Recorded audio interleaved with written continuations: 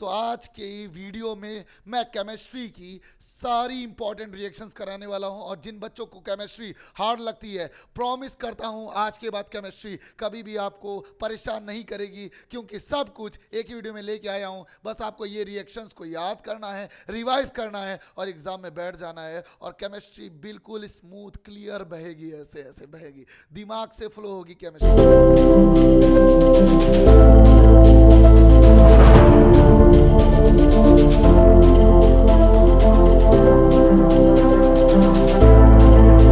स्वागत है माही क्लासेस के YouTube चैनल में।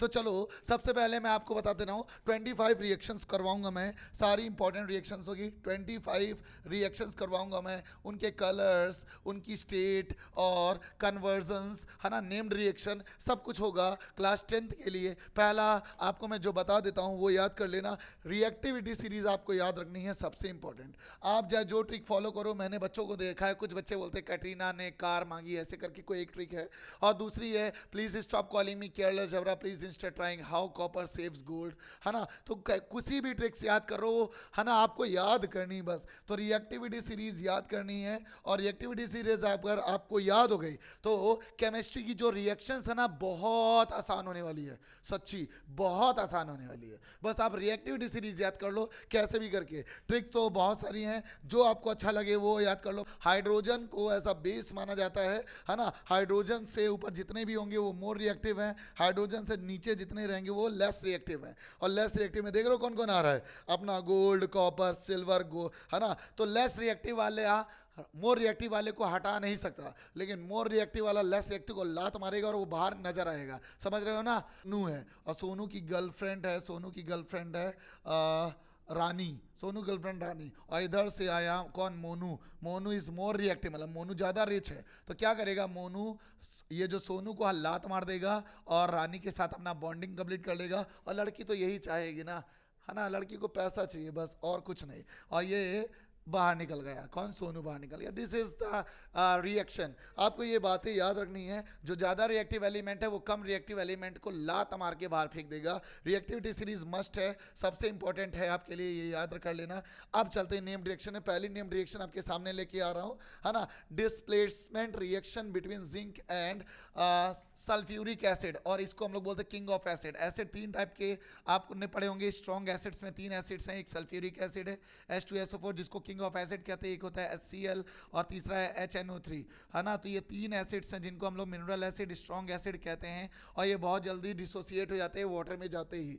तो यार जिंक है, जिंक, है ना, जिंक रिएक्टिविटी सीरीज में हाइड्रोजन से काफ़ी ऊपर आता है, हाइड्रोजन से काफ़ी रिएक्टिव है जिंक, तो जिंक मोर रिएक्टिव है, और ये सल्फ्यूरिक एसिड है H2SO4। तो यार मैंने आपको बताया ना, अमीर आदमी गरीब को लात मारेगा और उसकी वाली को ले जाएगा ये, तो Zn इसकी जगह आ जाएगा, तो ये बन जाएगा ZnSO4। और भाई हाइड्रोजन मुंह ताक रहे हैं खड़े खड़े, हाइड्रोजन क्या कर रहे हैं, मुंह ताक रहे हैं खड़े खड़े, कोई बात नहीं, इसलिए कहता पढ़ लो, नहीं कभी भी आपके साथ डिस्प्लेसमेंट रिएक्शन हो सकती है, पॉसिबल है। लड़का सक्सेसफुल हो, कामयाब हो, बहुत पैसा हो लड़के के पास, है ना, और लड़की खूबसूरत हो, मामला फिक्स है।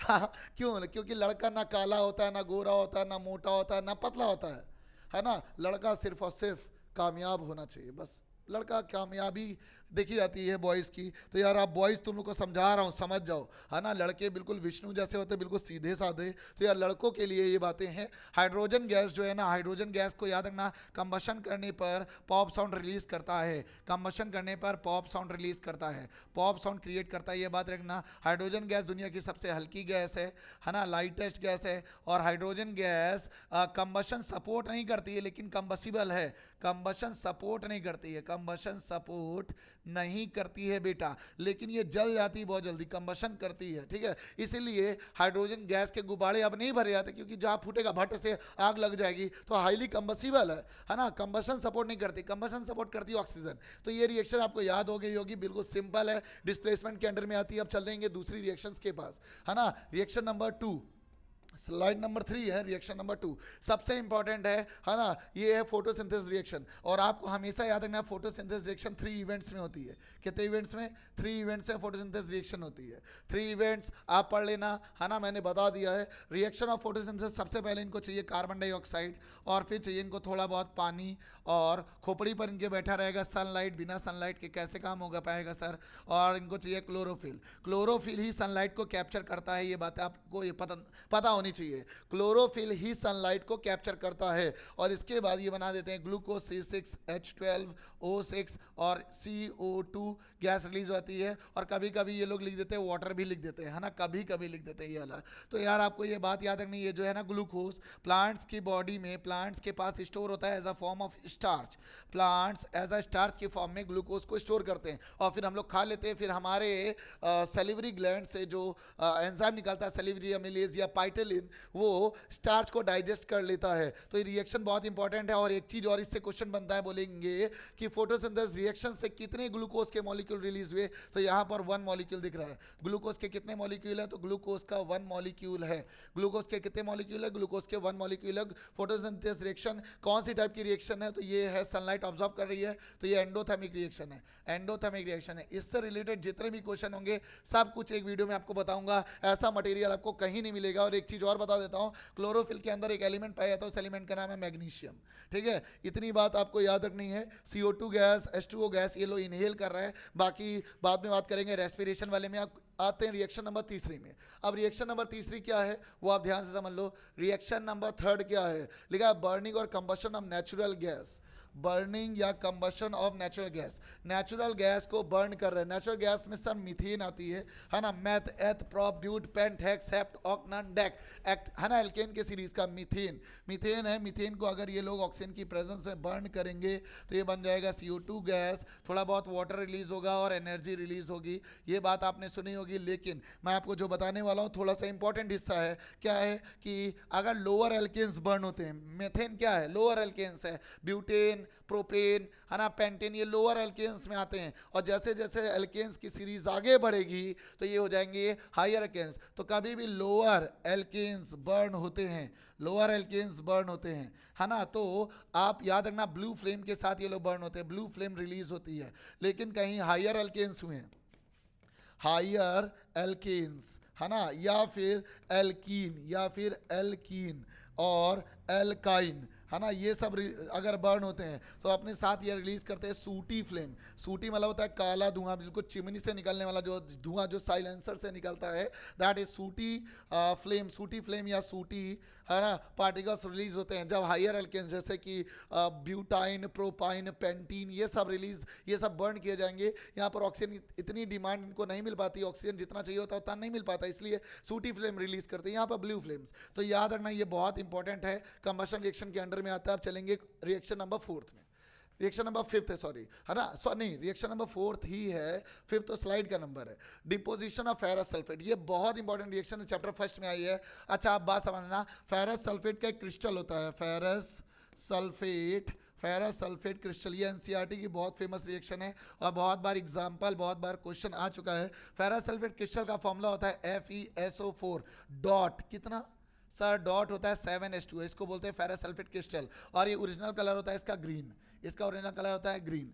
अब फेरस सल्फेट क्रिस्टल है जो FeSO4.7H2O, अगर आप इसको हीट कर देंगे, क्या कर देंगे? हीट, है ना, हीट कर देंगे तो ये वाटर के मॉलिक्यूल्स फुर्र से उड़ जाएंगे, है ना, उड़ जाएगा भाई। तो ये बन जाएगा FeSO4+7H2O, ये इवेपोरेट होके उड़ गए हैं, है ना, इवेपोरेट होके उड़ गए हैं। अब ये तो पहले ग्रीन फॉर्म में था, अभी अभी मैंने आपको बताया ग्रीन था, और ग्रीन से अभी क्या बन गया है? तो ये ग्रीन था पहले, अब क्या बन गया है? अभी ये हो गया वाइट।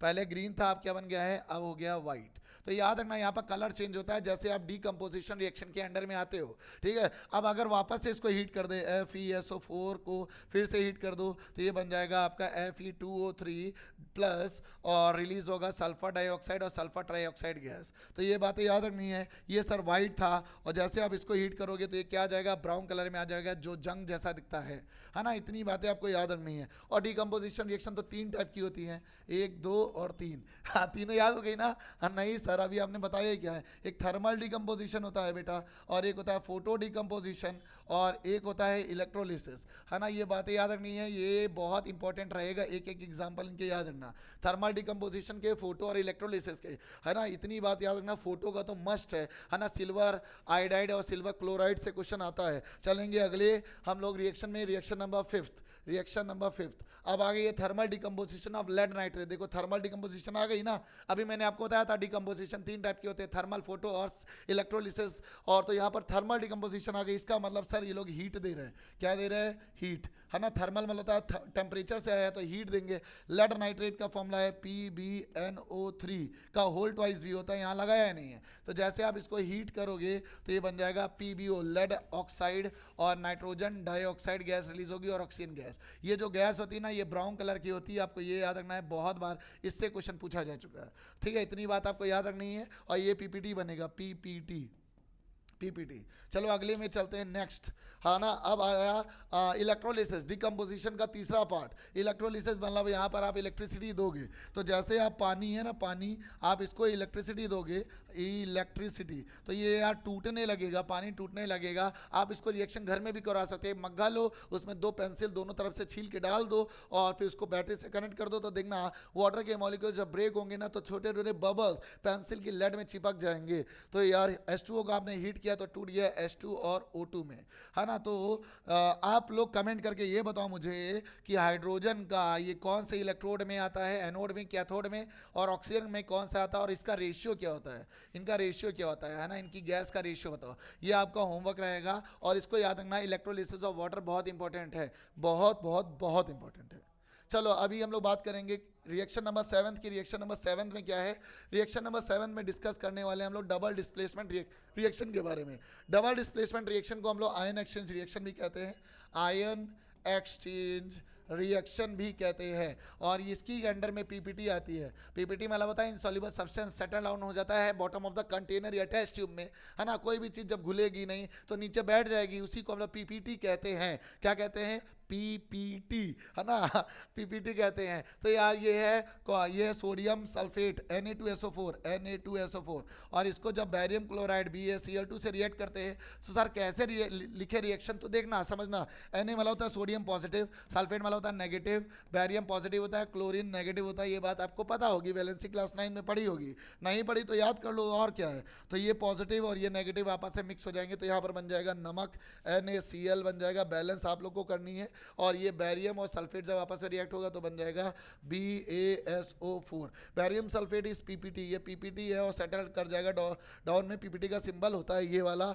आपको याद रखना है ये। और मुझे कमेंट करके बताओ बैरियम सल्फेट का कलर क्या होगा, कलर आपको कमेंट करके बताना है ना। जो बच्चा कमेंट करेगा उसके कमेंट को मैं लाइक करूंगा। और अगले चलेंगे रिएक्शन नंबर 8 में। रिएक्शन नंबर 8 आपके सामने आ गई है। चैप्टर फर्स्ट के लास्ट पेज में ये आया, रस्टिंग ऑफ आयरन। रस्टिंग मतलब होता है जंग लगना, और ये टॉपिक कोरोजन के अंडर में आता है, ये टॉपिक कोरोजन के अंडर में आता है। अब ये सर कोरोजन क्या होता है, सरफेस, है ना, ऑक्सीडेशन के चलते खराब हो जाता है। लेकिन रस्टिंग ऑफ आयरन की रिएक्शन अगर मैं आपको बताऊं तो लोहा है आपके घर में, और अगर आप लोहा को ऑक्सीजन दो ना दो उसको तो मिल ही जाएगी। Oxygen is present everywhere and it is 21%, है ना। एटमॉस्फेरिक नाइट्रोजन मिल जाती है आसानी से, लेकिन कभी आपने मॉइस्चर दे दिया, पानी दे दिया in the form of steam, या फिर मॉइस्चर के फॉर्म में इसको मिल गया, तो भाई ये रिएक्ट कर जाएगा और बना लेगा Fe2O3.X कहोगे सर X का मतलब क्या है, X का मतलब होता है वाटर के मॉलिक्यूल्स, अननोन है ना, वाटर के मॉलिक्यूल्स अननोन है। अननोन मतलब आपको पता नहीं है कितने मॉलिक्यूल्स ऑफ वाटर यहाँ पर डिसॉल्व हुए हैं, आपको नहीं पता। तो ये जो जंग बनी है ना, that is in brown colour. ये ब्राउन कलर की होती है, रेडिश ब्राउन आप लिख सकते हो, NCERT में रेडिश ब्राउन लिखा होगा। तो यार ये आप बहुत इंपॉर्टेंट रिएक्शन है रस्ट वाली, आपको ये बातें याद रखनी है। और इसको प्रिवेंट करने के लिए हम लोग ढेर सारे मेथड्स का इस्तेमाल करते हैं। कभी गैल्वेनाइजेशन जिंक की लेयर चढ़ा देते हैं, कभी इलेक्ट्रोप्लेटिंग कर देते हैं, कभी अलॉय बना देते हैं, कभी स्टील बना देते हैं। और कोई बच्चा मुझे कमेंट करके बताए जल्दी से, स्टील का अलॉय क्या होता है और स्टेनलेस स्टील का अलॉय क्या होता है। स्टेनलेस स्टील और स्टील का अलॉय क्या होता है, जल्दी से बताओ, है ना, कमेंट करके बता देना मुझे, है ना। स्टील का तो मैं बता दे रहा हूँ, आयरन और कार्बन। आयरन और कार्बन है ना, आयरन ज़्यादा मात्रा में 75 के ऊपर प्लस होता है, 75% के ऊपर ही जाता है, कार्बन उससे थोड़ा सा मिला देते हैं तो स्टील बन जाती है। स्टील है ना, ये अलॉय है, ये मेटल्स में नहीं आती, ना नॉन मेटल्स में आती है, एलिमेंट टेबल ही में नहीं आती, पीरियोडिक टेबल में नहीं आती, ये अलॉय है। स्टील क्या है? अलॉय। आप लोग स्टेनलेस स्टील के बारे में मुझे कमेंट करके बताना। अब चलेंगे हम लोग अगली रिएक्शन में आपके सामने। मेटल, मेटल सोडियम है और कार्बोनेट क्या है? कार्बोनेट को फॉर्मूला हम लोग जानते हैं, CO3 होता है कार्बोनेट, है ना। कैल्शियम कार्बोनेट बहुत फेमस है, मिल्की कलर में हो जाता है, testing for the carbon dioxide gas के लिए आता है, बहुत फेमस रिएक्शन है कैल्शियम कार्बोनेट वाली। तो यहाँ पर मेटल कार्बोनेट आ गया, है ना। तो मेटल कार्बोनेट बोले तो Na2CO3, और अगर आप इसको एसिड से रिएक्ट करा देंगे तो ये हो जाएगा HCl, है ना। तो अब ये हो जाएगा यहाँ पर डिस्प्लेसमेंट रिएक्शन यहाँ पर शो करेगा, है ना। तो ये Na और ये Cl बन के हो जाएगा नमक। तो जब कभी भी एसिड मेटल कार्बोनेट से रिएक्ट करता है तो सॉल्ट रिलीज होता है, वाटर रिलीज होता है और साथ साथ CO2 गैस, है ना। CO2 गैस की टेस्टिंग आपको पता ही है, जब आप इसको कैल्शियम हाइड्रोक्साइड के साथ रिएक्ट करा देते हो CO2 को तो ये बना देता है calcium carbonate CaCO3 which is milky in colour, ये मिल्की कलर में होता है, आपको ये बातें पता है। तो ये रिएक्शन भी इंपॉर्टेंट हो जाएगी आपके लिए और इसको आप नोट डाउन कर लेना। अब चलेंगे हम लोग रिएक्शन नंबर 10th में। अब 10वीं रिएक्शन क्या है? तो यार 10वीं रिएक्शन ही है बहुत बहुत बहुत इंपॉर्टेंट। अब ये देखो यहाँ पर इन्होंने लिया है बेकिंग सोडा, है ना। NaHCO3 क्या है? Baking soda. तो एक बात याद रखना, काफ़ी बार एग्जाम में ये आ चुकी है, बेकिंग सोडा और बेकिंग पाउडर। सर ये बेकिंग सोडा और बेकिंग पाउडर में क्या डिफरेंस है क्या, कि ये दोनों सेम है? तो यार बेकिंग सोडा का फॉर्मूला होता है NaHCO3 और बेकिंग पाउडर का भी फॉर्मूला होता है NaHCO3। लेकिन एक फ़ायदा है, बेकिंग पाउडर में ये लोग टार्टरिक एसिड मिला देते हैं। क्या मिला देते हैं? Tartaric acid. अब मुझे कमेंट करके बताओ टार्टरिक एसिड कौन से सब्सटेंस से निकाला जाता है? टार्टरिक एसिड का सोर्स क्या है ना। जैसे एप्पल में मैलिक एसिड होता है और खट्टे फ्रूट्स में सिट्रिक एसिड होता है और मिल्क में लैक्टिक एसिड होता है, कर्ड में लैक्टिक एसिड होता है, पालक में ऑक्सैलिक एसिड होता है। तो ये बताओ टार्टरिक एसिड किस में पाया जाता है? तो यार जब कभी भी NaHCO3 बोले तो बेकिंग सोडा, बेकिंग सोडा ये, है ना, सोडियम बाइकार्बोनेट या सोडियम हाइड्रोजन कार्बोनेट इसको हम लोग कहते हैं, और ये एसिड से रिएक्ट होगा, है ना। ये बेस है, ये एसिड है। तो यार इसका बताओ हम लोग कहाँ कहाँ इस्तेमाल करते हैं? तो NaHCO3 को हम लोग एसा एंटासिड भी यूज़ करते हैं, एंटासिड। और एंटासिड एक चीज़ और यूज़ होती है, एंटासिड मिल्क ऑफ मैग्नीशिया भी यूज़ होता है, जिसको हम लोग कहते हैं MgOH का होल ट्वाइस, है ना। जब पेट में एसिडिटी ज़्यादा बढ़ जाती है तब इनका इस्तेमाल करते हैं, है ना। एंटासिड दो होते हैं, मैग्नीशियम हाइड्रोक्साइड और बेकिंग सोडा जिसको सोडियम बाइकार्बोनेट भी कहते हैं, है ना। इसको रिएक्ट कराएंगे तो फिर बन जाएगा NaCl नमक और साथ में रिलीज हो गया H2O और कार्बन डाइऑक्साइड गैस। इतनी बातें आपको याद रखनी है। अब चलते हैं रिएक्शन नंबर 11th में, आपके सामने आ जाएंगे 11th, है ना। ये रिएक्शन काफ़ी बार एग्जाम में पूछी भी जा चुकी है। इसका दूसरा नाम है क्लोर एल्काली प्रोसेस, क्लोर एल्काली प्रोसेस। अब ये अल्कैली क्या चीज़ होती है? तो पहले बात समझो, है ना। बेस होती बेस, जैसे एसिड है वैसे बेस होती, बेस कड़वी होती है नेचर की। अगर बेस को हम लोग पानी में डिसॉल्व कर दे H2O में तो ये बन जाती है अल्कैली। तो अल्कैली को हम लोग इनडायरेक्टली कह सकते हैं वाटर सोल्यूबल बेसिस। अल्कैली मतलब होता है वाटर सोल्यूबल बेसिस, ऐसी बेसिस जो पानी में घुल जाती है उसको हम लोग बोलते हैं अल्कैली। जैसे NaOH, है ना, ये पानी में घुल जाती है। पोटेशियम हाइड्रोक्साइड ये पानी में घुल जाती है। तो ये वाटर सोल्यूबल बेसिस मतलब अल्कैलीज है। तो जब कभी भी हम लोग नमक को NaCl पानी में घोल देते हैं, है ना, जैसे चीनी में पानी घोले राजा जी, तो यहाँ नमक में पानी घोल हैं राजा जी। तो राजा जी जैसे नमक और पानी घोल देते हैं तो बन जाएगा सोडियम हाइड्रोक्साइड, जिसको हम लोग दूसरी भाषा में कॉस्टिक सोडा भी कहते हैं, कॉस्टिक सोडा भी कहते हैं। कितने बच्चों को ये याद था? जब बताओ जल्दी से कमेंट करके बताओ। और साथ साथ रिलीज हो गया हाइड्रोजन गैस और Cl2 गैस। हाइड्रोजन गैस के बारे में बताया, पॉप साउंड रिलीज करती है कंबशन पे, और Cl2 गैस को हम लोग ब्लीचिंग गैस भी कहते हैं और ये साफ सफाई के काम आती है, क्लीनिंग एजेंट के काम आती है। और सबसे बड़ी दुश्मन है ओजोन लेयर की, ओजोन लेयर की सबसे बड़ी दुश्मन है, ओजोन गैस की सबसे बड़ी दुश्मन है। इनको याद रखना है। चलेंगे रिएक्शन नंबर हम लोग 12 में। रिएक्शन नंबर 12, रिएक्शन नंबर 12, है ना। ये फॉर्मेशन ऑफ ब्लीचिंग पाउडर है। ब्लीचिंग पाउडर कैसे प्रिपेयर करेंगे, है ना। वॉशिंग पाउडर निरमा, दूध सी सफ़ेदी निरमा से आए, रंगीन कपड़ा भी धुल धुल जाए, है ना। तो ये भाई वही वाला है जो घड़ी साबुन और डिटर्जेंट वगैरह बनाते हैं। अभी साबुन बनाने वाला अलग से सुनाऊंगा आपको रिएक्शंस। और ब्लीचिंग पाउडर वाला आप देखा होगा कभी भी, धोबी के घर के बगल से निकलो कितना गंदा महकता, वही ब्लीचिंग है, वो ब्लीचिंग पाउडर ही है। तो होता क्या है, ये आपका प्यारा सा स्लैग्ड लाइम, क्या ये स्लैग्ड लाइम, स्लैग्ड लाइम, इसको हम लोग क्या बोलते हैं, इसको हम लोग बोलते हैं स्लैग्ड लाइम। और कुछ लोग इसको बोलते हैं लाइम वाटर, कुछ लोग इसको बोलते हैं लाइम वाटर। तो लाइम वाटर और स्लैग्ड लाइम दोनों कॉमन नेम है। इसका केमिकल नेम है कैल्शियम हाइड्रोक्साइड। तो CaOH का होल ट्वाइस जब कभी भी क्लोरीन गैस से रिएक्ट कर जाता है तो यार ये बन जाता है कैल्शियम ऑक्सीक्लोराइड। क्या बन जाता है, ये बन जाता है सर कैल्शियम ऑक्सी क्लोराइड बन जाता है बाबू भैया। और साथ साथ निकलता है पानी, पानी हर जगह निकल रहा है इनके, है ना, पानी हर जगह निकल रहा है। तो ये रिएक्शन याद रखनी है, वो मोस्ट इंपॉर्टेंट रिएक्शन है। प्रिपरेशन में आपको 2 नंबर में दे देता है, आपको लैंग्वेज भी लिखनी पड़ेगी और रिएक्शन भी साथ साथ लिखनी पड़ेगी, समझ रहे हो तुम, है ना। चलेंगे रिएक्शन नंबर, मैं टाइम वेस्ट नहीं करता, जितना डाटा होता है मैं आपको शेयर करूंगा, है ना, बिना बकैती किए। रिएक्शन नंबर 13, 13 नंबर रिएक्शन क्या है, तो यार यहाँ पर बनेगा सोडियम जिंकेट। सोडियम जिंकेट को हम लोग बोलते हैं ना जानू, है ना, ना जानू, ना जानू ना, है ना, अभी पढ़ने दे जानू, अभी आप कॉल मैसेज मत करो जानू जी, है ना। सोडियम हाइड्रोक्साइड, यही अपना कॉस्टिक सोडा हर जगह काम आ रहा है, खंबा है ये, दारू मिला के पी जाना, है ना। तो सोडियम हाइड्रोक्साइड जब जिंक से रिएक्ट करता है तो ये बना देता है। वैसे तो कभी भी बेसिस जल्दी से मैटर से रिएक्ट नहीं करती, लेकिन ये रिएक्ट कर जाती है ना, बहुत मुश्किल से। तो ये बन जाएगा Na2ZNO2, नाटू जनाटू, नाटू जनाटू, नाटू जनाटू, है ना, ना जानू, ना जानू, ना जानू, है ना। और ये बन जाएगा हाइड्रोजन गैस, हर बार की तरह पॉप साउंड क्रिएट करेगा कंबशन पर, नॉर्मल सी रिएक्शन है, याद रखना है। सोडियम जिंकेट का फॉर्मूला, ये सोडियम जिंकेट का फॉर्मूला है। चलो अभी अगली रिएक्शन में जाने वाले हैं हम लोग, रिएक्शन नंबर 15, और रिएक्शन नंबर तो रियल में 14 है, स्लाइड नंबर 15 है। और प्लास्टर ऑफ पेरिस यहाँ पर बनाएंगे हम लोग। तो एक बात समझो, प्लास्टर ऑफ पेरिस बनाते हैं कैसे, देखो सबसे पहले आपको लेना पड़ेगा जिप्सम। जिप्सम का फॉर्मूला होता है CaSO4.2H2O, है ना। जिप्सम, जिप्सम है ये, अगर आप जिप्सम को 100 डिग्री सेल्सियस में हीट कर दे, है ना, कभी कभी आपसे केल्विन में पूछ लेता है तो 343 केल्विन, है ना। तो 100 डिग्री सेल्सियस या 343 केल्विन दोनों सेम ही है टेम्परेचर, और ये केल्विन में, ये सेल्सियस में, बस अगर आप इसको हीट कर दोगे ना तो वाटर के मॉलिक्यूल्स फुर हो जाएंगे। तो CaSO4.12H2 बचेगा और वाटर के 3/2 मॉलिक्यूल्स फुर हो जाएंगे, मतलब गायब हो जाएंगे, उड़ जाएंगे। तो ये बन गई भाई आपकी प्लास्टर ऑफ पेरिस। और इसको हम लोग मॉइस्चर प्रूफ कंटेनर में स्टोर करते हैं ताकि ये फिर से वाटर से रिएक्ट करके जिप्सम ना बना दे। जिप्सम बहुत हार्ड हो जाती है, फिर ये किसी काम की नहीं रहेगी। प्लास्टर POP, है ना, आपकी 4 सीलिंग में यूज़ होता है, प्लास्टर करने में यूज़ होता है जब किसी को इंजरी हो जाती है या फ्रैक्चर हो जाता है, टॉयज बनाने में काम आता है, लेबोरेटरी में यूज़ किया जाता है। तो POP के बहुत सारे यूजेस हैं। आपको टेम्परेचर पे काफ़ी ध्यान देना होगा, टेम्परेचर से अक्सर क्वेश्चन पूछे जाते हैं, बाकी सारे बच्चे लोग पढ़ डालते हैं, तो टेम्परेचर वाली रिएक्शन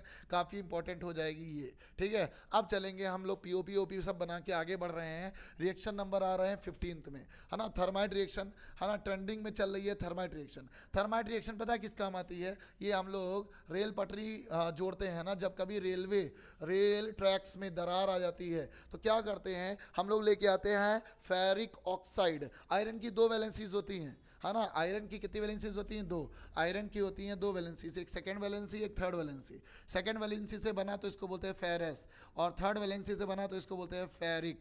तो यार यहाँ पर आयरन की थर्ड वैलेंसी आ रही है, तीसरी वैलेंसी, तो इसको बोलते हैं हम लोग ferric oxide, Fe2O3, this is ferric oxide, ferric oxide. और फेरिक ऑक्साइड जब कभी भी रिएक्ट करेगी किससे, एल्यूमिनियम से, तो यार सिंपल सी बात है, एल्यूमिनियम ज़्यादा रिएक्टिव है, हर बार की तरह रिएक्टिविटी सीरीज में टॉप पे आता है, आयरन से तो ऊपर ही है। तो यार ये क्या करेगा, एल्यूमिनियम आयरन को उड़ा देगा, तो ये बन जाएगा यहाँ पर Al2O3, और आयरन बैठ के टुकुर टुकुर मुंह ताकेगा। तो यार रेल पटरी में पता है आयरन ऑक्साइड लेके जाते हैं, एल्यूमिनियम से रिएक्ट करते हैं, बहुत ज़्यादा टेम्परेचर देते हैं, और जैसे टेम्परेचर देंगे तो एल्यूमिनियम ऑक्साइड बाहर निकल जाती है और आयरन पिघल के, जैसे मान लो ये पटरी है ना, ये पटरी है, तो यहाँ पर ऐसे रिएक्शन मशीन लगाएंगे और इसको हीट करेंगे, यहाँ पर आयरन भर जाता है और पटरी जुड़ जाती है ना। तो थर्माइट रिएक्शन काफ़ी इंपॉर्टेंट हो जाएगी आपके लिए। एल्यूमिनियम ऑक्साइड निकलता है, और एल्यूमिनियम ऑक्साइड का जो ओर है उसको हम लोग बोलते हैं बॉक्साइट, है ना, ओर को बोलते हैं, ओर को, एल्यूमिनियम को, ओर को। चलो अब चलेंगे रिएक्शन नंबर 16 में।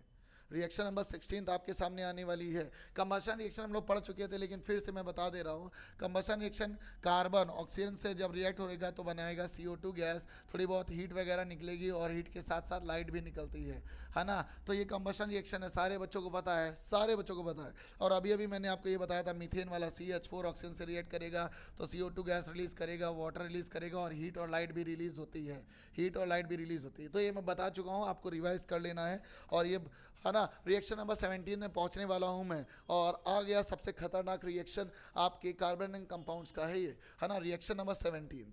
अब रिएक्शन नंबर 17 क्या कह रहा है, क्या कह रहा है सर, ये बोलता भी है क्या? अरे बेटा बोलता भी है, देखना अभी बोलेगा, अभी बोलेगा। तो अल्कोहल, अल्कोहल में, अल्कोहल तो एक सीरीज का नाम है, फंक्शनल ग्रुप का नाम है, जिसका फंक्शनल ग्रुप होता है OH, है ना। होता है methanol, ethanol, propanol, butanol, pentanol, hexanol और हेप्टेनॉल, ये सारे होते हैं। लेकिन अपने को यहाँ पर लेना है इथेनॉल, इथेनॉल लेना है। इथेनॉल का फॉर्मूला होता है CH3 CH2 और OH। कुछ लोग इसको लिखते हैं C2H5OH, वो भी सही है। तो अगर आप इसको ऑक्सीडाइजिंग एजेंट, ऑक्सीडाइजिंग एजेंट समझते हो क्या होता है? ऑक्सीडाइजिंग एजेंट है, हम लोग यहाँ पर कर रहे हैं ऑक्सीडेशन रिएक्शन, ऑक्सीडेशन रिएक्शन। तो ऑक्सीडेशन रिएक्शन अगर आपको करनी है तो आपको दो ऑक्सीडाइजिंग एजेंट की जरूरत पड़ेगी। ऑक्सीडाइजिंग एजेंट आपको याद रखने हैं, ऑक्सीडाइजिंग एजेंट आपको याद रखने हैं। एक होता है पोटेशियम परमैंगनेट KMnO4 और एक होता है potassium dichromate K2Cr2O7।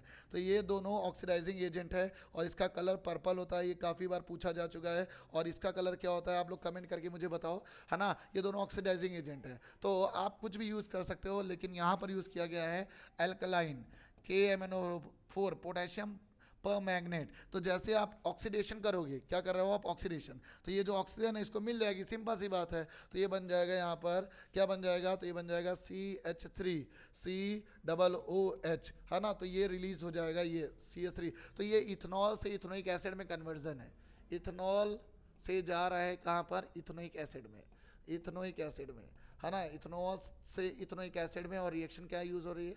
Reagents use हो रहे हैं KMnO4, वो भी अल्कलाइन। इतनी बात आपको याद रखनी है, ये बहुत इंपॉर्टेंट होगा आपके लिए। चलेंगे रिएक्शन नंबर 19 में, मतलब कि आपके लिए है #18th रिएक्शन। 25 बताने की मैंने प्रॉमिस किया था, मैं 25 रिएक्शंस बताऊंगा आपको। अब हाइड्रोजिनेशन आ गया, ये इसको हम लोग बोलते हैं वेजिटेबल ऑयल से घी, वेजिटेबल ऑयल से घी। ये बहुत खतरनाक रिएक्शन है। वेजिटेबल ऑयल से वेजिटेबल घी पर जाते हैं हम लोग, वेजिटेबल ऑयल से वेजिटेबल घी में जाते हैं, है ना। आपने सुना होगा वेजिटेबल घी के बारे में, डालडा, सब कभी सुना है डालडा, है ना। कभी आप समोसे मोमोज फिंगर वगैरह खाने जाओ तो यार डालडा वगैरह दिखता है ना, दिखता है कि नहीं?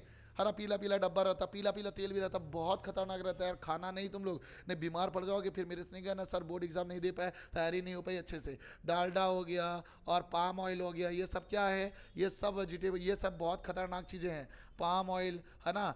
और सबसे बेस्ट आपका सरसों का तेल, सबसे बेस्ट है सरसों का तेल। आप मस्टर्ड ऑयल यूज़ करो अपने घर में, बेस्ट है ना। रिफाइंड से बेस्ट है सरसों ऑयल, और वो भी घर का बना हुआ है ना। बाकी मिलावटी आने लगा मार्केट में। तो होता क्या है, ये लोग इथीन को है ना निकल, प्लेटिनम या प्लेडेनियम से रिएक्ट करवा देते हैं। ये कैटलिस्ट हैं, ये क्या है? दीज आर द कैटलिस्ट, ये क्या है? कैटलिस्ट। तो जैसे आप रिएक्ट करवाओगे ना तो ये बन जाएगा CH3 इतना आप समझो, मतलब ये इथीन से कन्वर्ट कर रहे हैं इथेन में।